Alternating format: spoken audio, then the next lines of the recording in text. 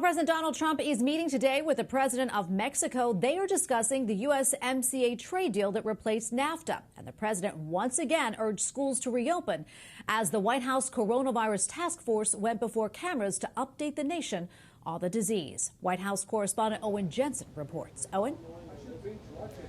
Tracy, speaking from the Department of Education, the White House coronavirus task force urged schools to reopen this fall so kids don't fall behind and so moms and dads can get back to work.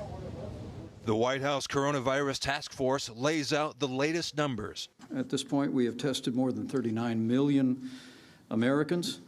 Among those, more than 3 million Americans have tested positive, and more than 1.3 million Americans have recovered.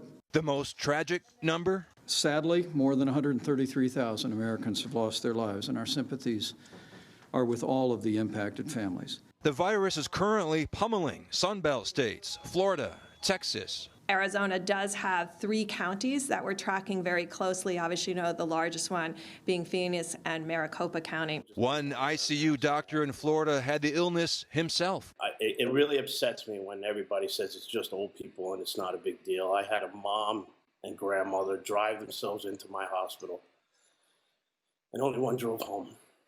The task force sees hope. We are encouraged that the average fatality rate continues to be low and steady. Also at the news conference, Education Secretary Betsy DeVos weighed in. President Donald Trump has been urging schools to reopen this fall.